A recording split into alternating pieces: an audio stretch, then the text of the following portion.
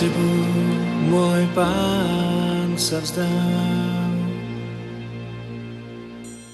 Pred tebou na kolena padám. Pred tebou, môj kráľ. Aké plány ste si robili, koľko ste chceli mať detí? Nejak sme to neobmedzovali, akorát sme boli prekvapení, keď nechodili. Prečo? To sme nevedeli a po 3 rokoch sme si povedali, že asi bolo čas niečo s tým urobiť. Tak som sa hrdinsky prihlásil, že prvý idem ja k lekárom. A vlastne tým sa naštartovala dlhá šnúra, ktorá trvala ďalšie 3 roky.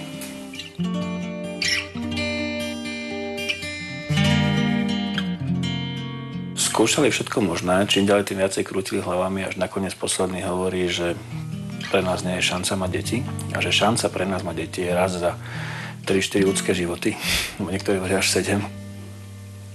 Ja som bol na nejakej operácii, Marta bola potom takisto a na konci to skončilo tým, že jediná možnosť pre nás je umelé oplodnenie, na čo sme hovorili, že do toho nejdeme. Ako reagovali lekári, keď si im oznámil teda, že nejdeš na to umelé oplodnenie? No, ten posledný lekár nás vlastne vyhodil z ambulancie s tým, že iba kradneme jeho čas, že sú tu iní, ktorí by tam chceli byť a že boli šťastní s týmto celým. A ona vlastne hovoril, že čo je problém. My sme hovorili, že neradi by sme. A on, že čo Boh? A hovorí, tak čo, tak chcete deti alebo Boh? A hovoríme, viete, no naše deti nie sú našim Bohom. A tak teda hovoríme na to, že nie. A on hovorí, von, čo tu vôbec robíte? Iní by tu chceli byť, kradnete môj čas.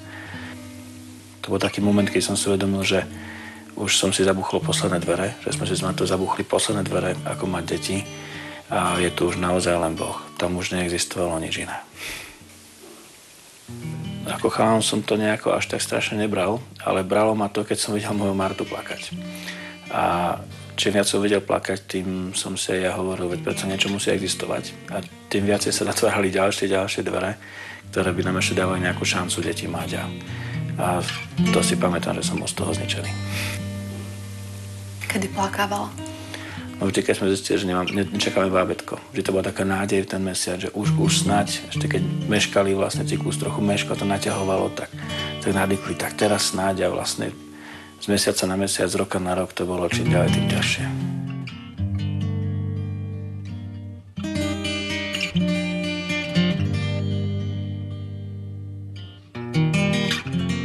Keď sme už naozaj nevládali a padali na nos, tak hovorím, poď, ideme kúpiť dupačky alebo niečo podobné. Sme začali kúpovať detské vecičky a sme boli presvedčení o tom, že Pán Boh vidí, že stojíme úplne pri ňom. Že veríme tomu, že on je ten, ktorý nám deti môže dať a že sa na to potrebujeme pripraviť. Raz, keď sme sa pozreli na kočík, tak sme stretli jednu známu a tá nám hovorí, vy už čakáte. Nie.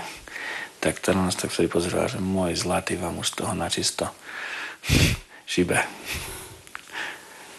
A sme išli s tým von a hovoríme si, verím tomu, že Pán Boh spôsobí, že raz budeme takýto kočík pred sebou tlačiť.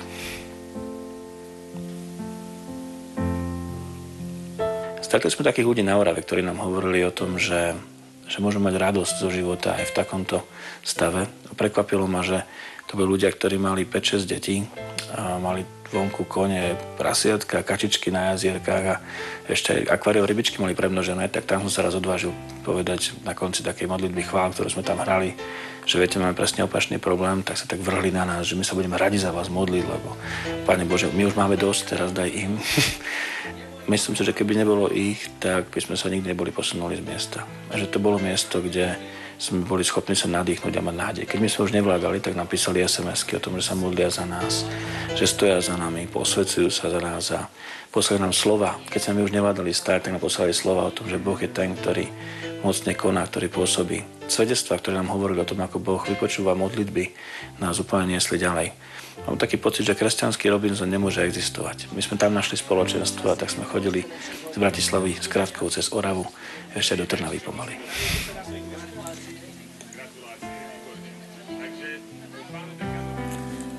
Prišiel moment, keď Marta mohla doniesť test s 2 čiarkami?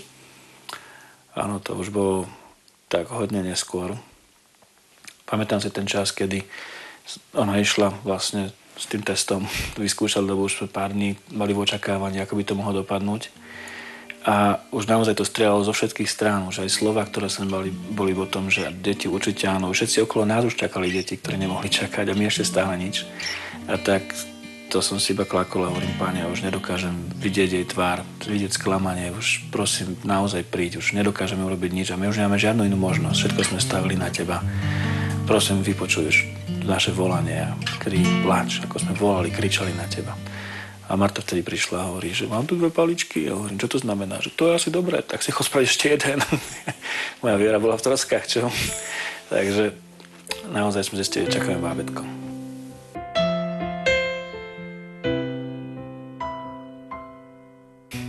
Po 9 mesiacoch prišla naša Hanach. Hanach, raz sa nám asi poďakuje za to meno. Ale keď sme našim anglickým kamarátom hovorili, že chceme ho nazvať Hana, tak sme im to písali, tak keď to prečítal, hovorí Hejna, hovorím, žiadna Hejna, bude Hana. Ako to napísali, by to bola Hana aj u vás? Tak sme ho nazvali Hanach. My sme mali slovo, že narodí sa ti syn, dáš meno Samuel, tak som taký prekvapený chvíľu, keď sme zistili, že čakáme dievčatko. A na myšteku Samuelovi bola jeho matka Anna, tak sme dali vlastne meno Anna a hovorím, celkom sa mi to páči, lebo znamená to, že Samuel ešte len príde.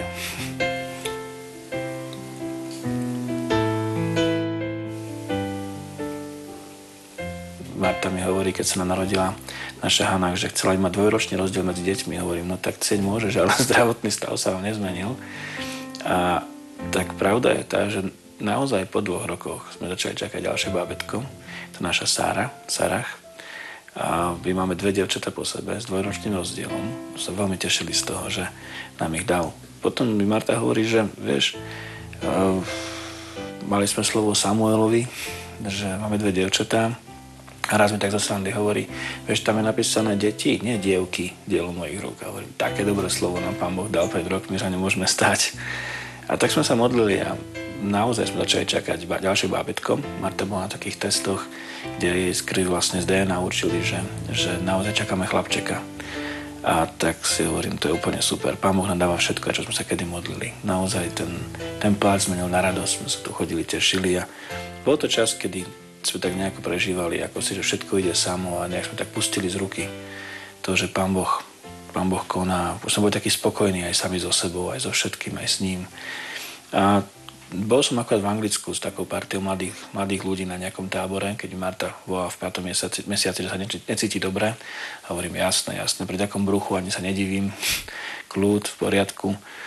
A ona mi to hovorí, že vieš čo, že idem do nemocnice, boli na Kopaniciach s rodičmi na Kysuciach a večer mi telefonuje, že vieš, bábätko je mŕtve. A hovorím, prosím ťa, choď ešte znovu do tej ambulancie, daj to do poriadku. A ona hovorí, nie, ja ostávam v nemocnici, naše bábätko je mŕtve. A ja si hovorím, to je nemožné. Hovorím, Pane Bože, to si srandu zo mňa robíš, nemôžem mať deti a teraz zrazu nám ho berieš. A tak mi kamaráti pomohli hneď nájsť letenku. Prvým letom som letel naspäť a pamätám si, ako som sedel tam v Birminghame na letisku a som sa modlil a hovorím, Páne, daj mi nejaké slovo, aspoň niečo, čo sa opriem, lebo sa mi všetko zrútilo, vôbec tomu nerozumiem, neviem to pochopiť vôbec celé. Jediné slovo, ktoré mi vtedy chodilo porozumieť, bolo, že narodí sa ti syn, dáš meno Samuel. Hovorím, áno, Pane Bože, pamätám si to slovo, ale teraz mi to nič nehovorí, mohlo by si niečo konkrétnejšie a nič iné neprichádzalo, len stále mi chodilo taká myšlienka dokola. Narodí sa ti syn, dáš mu meno Samuel a z toho som bol úplne hotový. Hovorím, Pane Bože, veď tomu vôbec nerozumiem. Už povedz mi niečo, čo mu pochopím. A naraz asi možno po hodine mi to tak trklo, že tam bolo, narodí sa ti syn. Tento sa nám nenarodil. A tak si hovorím, Páne, vďaka. A som prišiel do Žiliny za Martou a on mi hovorí, že sa tu boli modliť naše žienky zo spoločenstva z Oravy a že taký pokoj prišiel úplne. Aj mnoho ľudí sa postavilo do modlitby za nás. A Marta mi hovorí, že stihol si to ešte, bábätko je tu, o chvíľku idem na zákrok a hovorí, dala som meno Samuel. Hovorím, nie, na mená som tu ja, toto je Šimon. A ona hovorí, prečo? Hovorím, no Boh povedal, že Samuel sa nám narodí, tento sa nenarodil. My sme neplodní a nemôžeme mať deti a už sme 3-krát dali život. Mám doma 2 dievčatka, ktoré dokazujú, že Boh je mocný. Z decembra mám čerstvé papiere, že nemôžem mať ďalšie deti. Napriek tomu v marci sme zistili, že čakáme bábätko. Boh je úžasný.